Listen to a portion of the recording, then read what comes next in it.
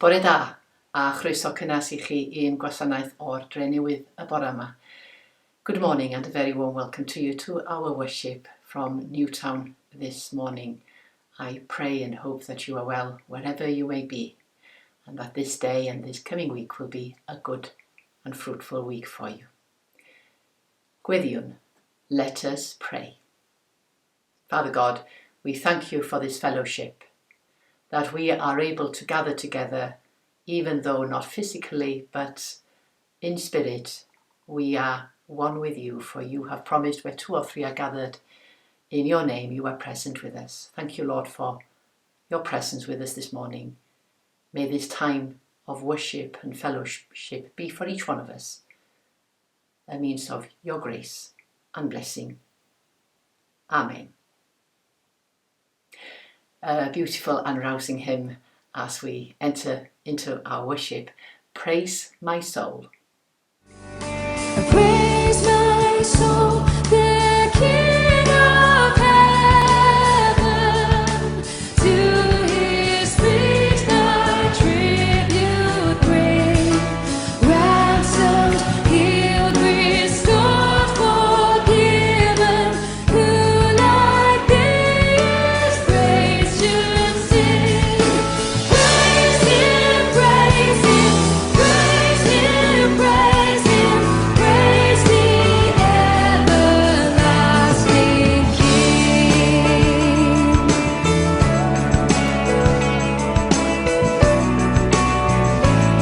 Praise him for his grace. Praise him for his grace and favor to our fathers in distress. Praise him, still the same forever, slow to join and swift to bless. Praise him, praise him, praise him, praise him, glorious in his faithfulness. Praise him, praise him, praise him, praise him, glorious in his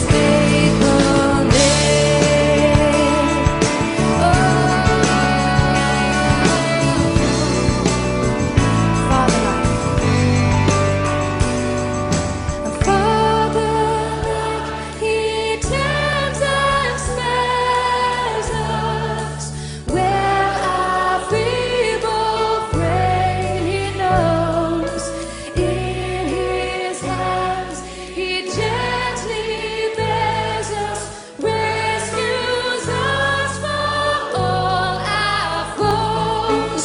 Praise him, praise him, praise him, praise him, widely as his mercy flows.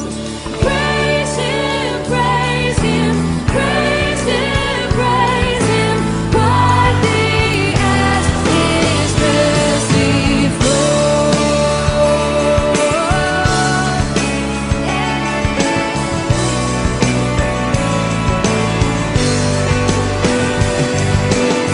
Thank you that your arm is not too short.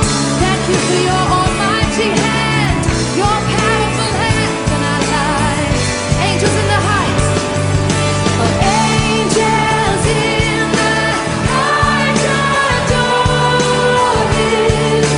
We behold him face to face. Sun and moon bow down before him. There is only time and space. Praise him, praise him, praise him, praise him. Praise with us, the God of grace. Praise him, praise him, praise him, praise him. Praise with us, the God of grace. Our reader this morning is Archdeacon Barry. A reading from the Gospel of Matthew. For the kingdom of heaven is like a landowner who went out early in the morning to hire labourers for his vineyard. After agreeing with the labourers for the usual daily wage, he sent them into his vineyard. When he went out about 9 o'clock, he saw others standing idle in the marketplace, and he said to them, "You also go out into the vineyard, and I'll pay you whatever's right." So they went. When he went out again about noon and about 3 o'clock, he did the same. And about 5 o'clock he went out and found others standing around, and he said to them, "Why are you standing here idle all day?" They said to him, "Because no one's hired us." He said to them, "You also go into the vineyard." When evening came, the owner of the vineyard said to his manager, "Call the labourers and give them their pay, beginning with the last and then going to the first." When those hired about 5 o'clock came, each of them received the usual daily wage. Now when the first came, they thought that they would receive more, but each of them also received the usual daily wage. And when they received it, they grumbled against the landowner, saying, "These last worked only 1 hour, and you've made them equal to us, who have borne the burden of the day and the scorching heat." But he replied to one of them, "Friend, I'm doing you no wrong. Did you not agree with me for the usual daily wage? Take what belongs to you and go. I choose to give to this last the same as I give to you. Am I not allowed to do what I choose with what belongs to me? Or are you envious because I am generous?" So the last will be first, and the first will be last. This is the word of the Lord. Diolch. Thank you, Barry.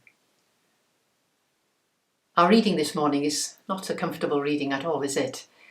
It rather goes against the grain. Jesus offers this parable, this story, in response to Peter's query. "We have left everything to follow you. What then will there be for us?"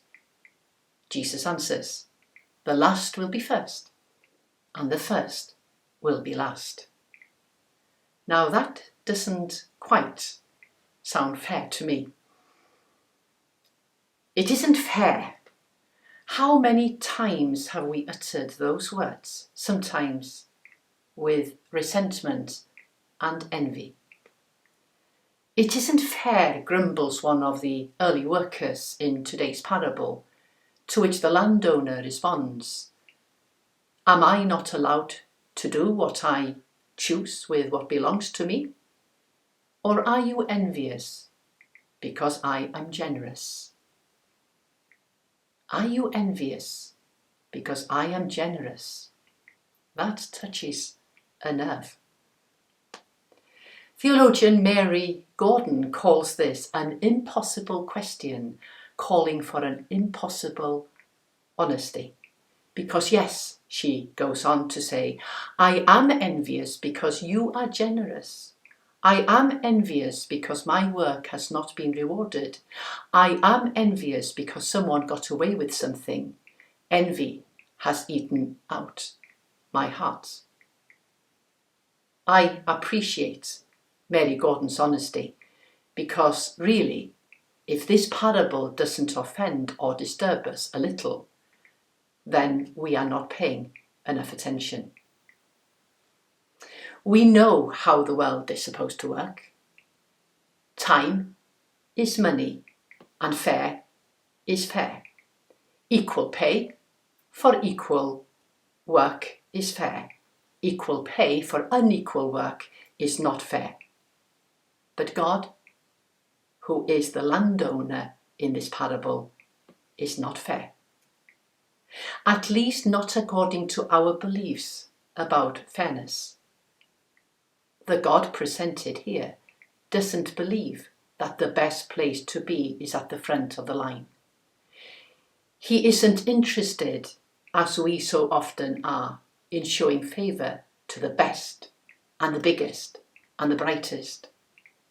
This God is not obsessed with who deserves what. All he is concerned with is making sure that every last person gets a place in his vineyard. The early worker and the latecomer, the able-bodied and the infirm, the young and the old, the skilled and the unskilled. Why did some labourers end up unemployed until 5 p.m? The parable is very clear: because no one would hire them. This was probably because they weren't as literate, educated or skilled as the early workers. Perhaps they were disabled or ill or suffered discrimination. Whatever the case, the landowner doesn't ask them to defend themselves. He just makes sure that every worker ends the day with the dignity and security of a living wage, enabling them to return home to feed their family. Are you envious because I am generous? Asks God.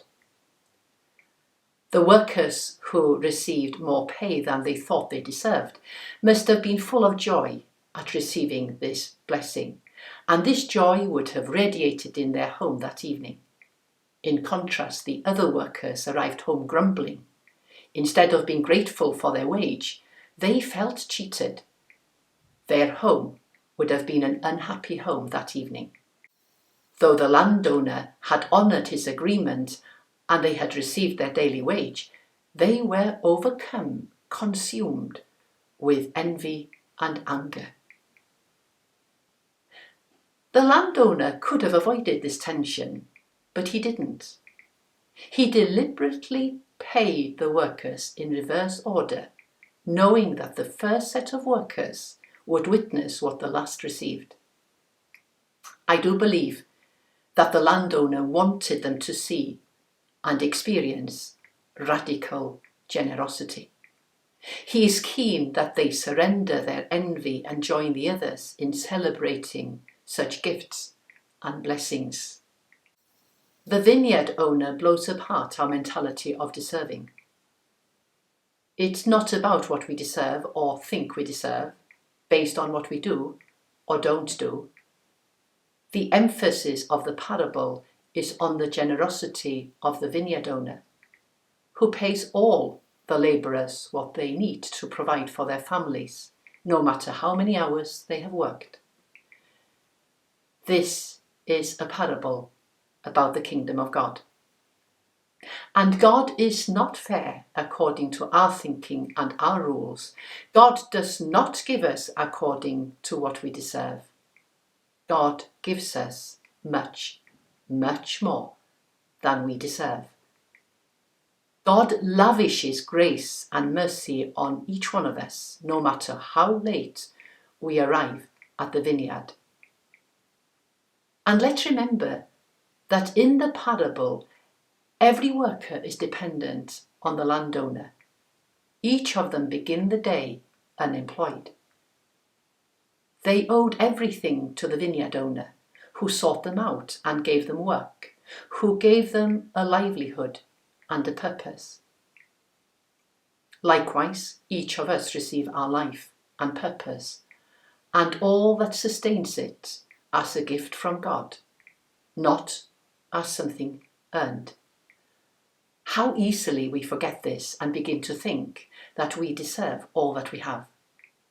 And when we forget that all we have is a gift, we so easily become resentful of God's generosity to others and cry out, "It is not fair." God is fair. We need to be more so aware of our sense of fairness and our sense of deservedness in our present crisis with the coronavirus and the havoc it has wrought. We need to be less judgmental and more generous than ever with those who will struggle with their health and well-being, with their finances, with their relationships, and with life in general. Let's stop crying, "It isn't fair," and put our energy and passion into making life fair for everyone. God cares about fairness in all aspects of life, including our human economy and marketplaces. God calls us to work for justice so that all can receive a living wage and daily bread, so that all can have a roof over their heads. At the same time, God's economy, the economy of the kingdom, goes way beyond fairness. There is nothing to be earned in God's economy. There is only God's generosity freely spent on us. How wonderful if this can one day be replicated here in our communal life on earth. It has to start with you and I. Amen.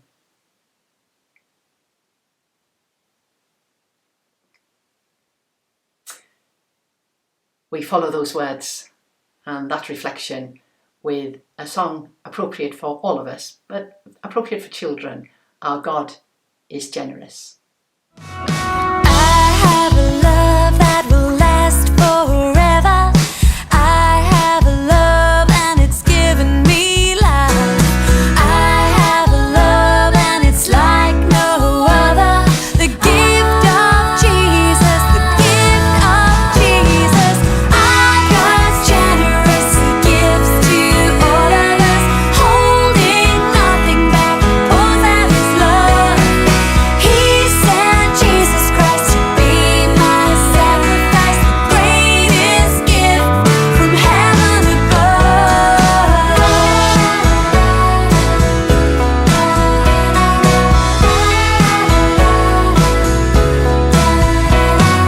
I have a love that will last forever. I have a love and it's given me life. I have a love and it's like no other. The gift of Jesus, the gift of Jesus. Our God's generous, He gives to all of us, holding nothing back, pours out His love. He sent Jesus Christ to be my sacrifice, the greatest gift from heaven above.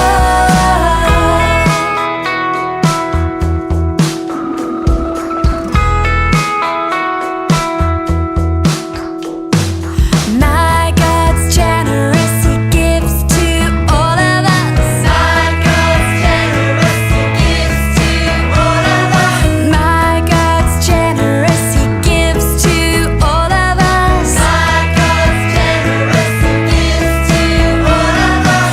God's generous, He gives to all of us. My God's generous, He gives to all of us. My God's generous, He gives to all of us. God's generous,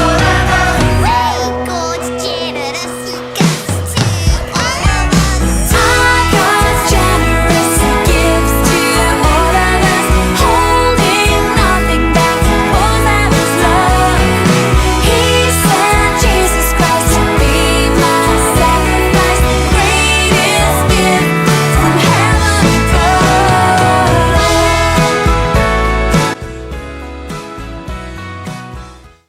Newyddion o'n Heglwysi, news from our churches. Well, the team will be very busy at the moment, already as I speak, preparing for the Sunday roast lunch that will go out today to over 65 people, including families and children.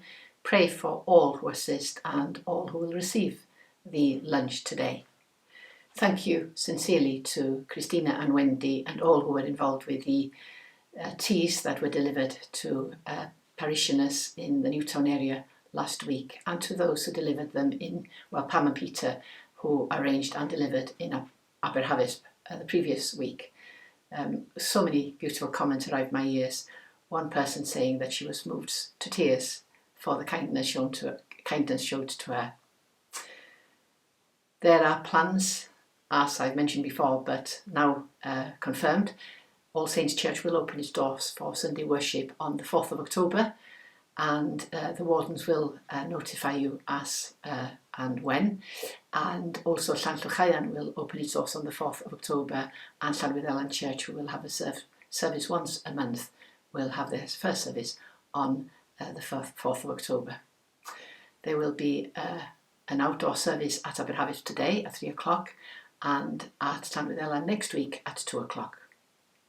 Although there are restrictions to numbers, we do not want to make people feel that they shouldn't come because others are more important, or others are regulars and therefore visitors shouldn't come. Please, if you wish to attend services, please do come. Speak to the wardens in the first instance or ring me. We want to accommodate everybody who wishes to worship. Worship continues in Kerry regularly now at 10 o'clock on Sundays. There are other events and occasions happening, and more of that information will be in the Ceredigion magazine that will be delivered, I hope and pray, by hand in the next couple of weeks to you.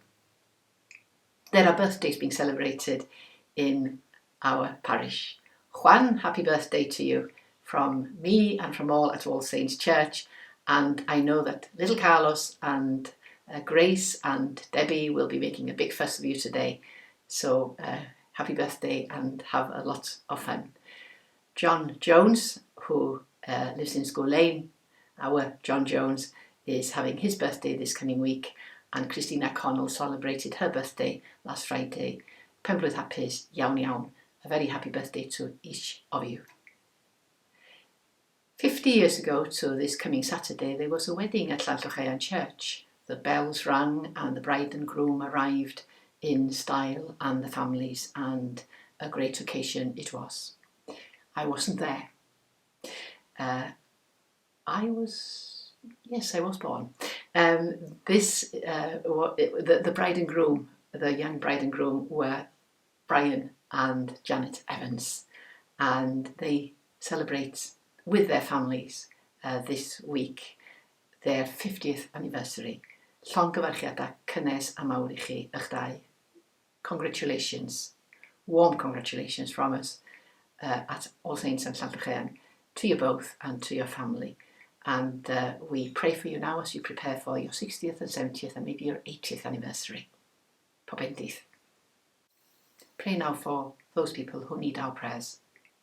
Pray for the soul of Gordon Ruston, who died at the Severn Hospice, for his wife Jacqueline, and for his children and grandchildren and all the family.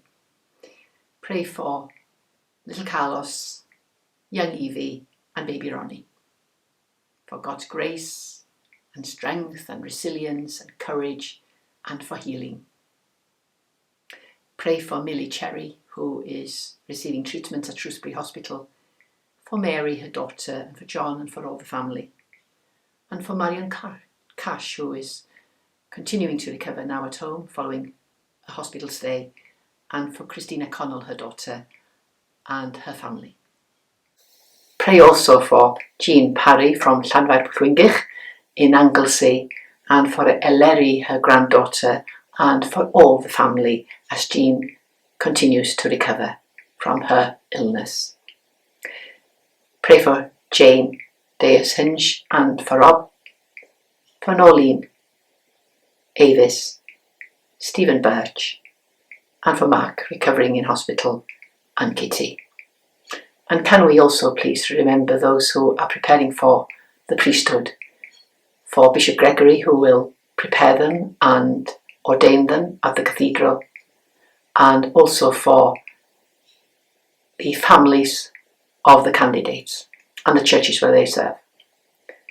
For Gareth Elledson, Sally Harper, Andy and Rachel Kitchen, Simon Piercy, Chris Spencer, Carol Thomas, James Tout. And to continue leading us in prayer is our Warden Chris from All Saints Church and Dave. Let us pray. Lord Jesus Christ, you told your disciples, I am with you always. Be with us today as we offer ourselves to you. Hear our prayers for others and ourselves, and keep us in your care. Please look after all the people in your church throughout the world, especially those who live in areas where it's hard to be a Christian. We thank you for all those spending time helping others to find you, especially Gregory, our bishop, Barry, our archdeacon, and Nia and Jeanette, who are working so hard to maintain our worship throughout these difficult times. Lord, in your mercy, hear our prayer. At this time of turmoil and uncertainty, we pray that where there are decisions to be made, Your voice will be heard above the egos and self-interest of others. Lord, in your mercy, hear our prayer. We pray for our own local community. We thank you that you forgive our failings. You call us to love our neighbours. Guide us, Father, to those this day and this week who need encouragement or the sight of a friendly face to pop round and who need to know that someone cares for them. Help us to be your body, your mouth and your hands. Lord, in your mercy, hear our prayer. Father, there are lots of people in this world that need looking after. Please show them your love and help us care for those who are in need, sick or unhappy. Lord, in your mercy, Hear our prayer. We pray for the families of those who have recently died. We hope that they find comfort in knowing their loved ones are now at peace and surrounded by your loving care. Lord, in your mercy, Hear our prayer. Lord, as we enter another week of uncertainty, we pray that you safeguard all who help care for others, especially the emergency services, doctors and nurses, care workers, teachers, and those whose essential work often goes unnoticed.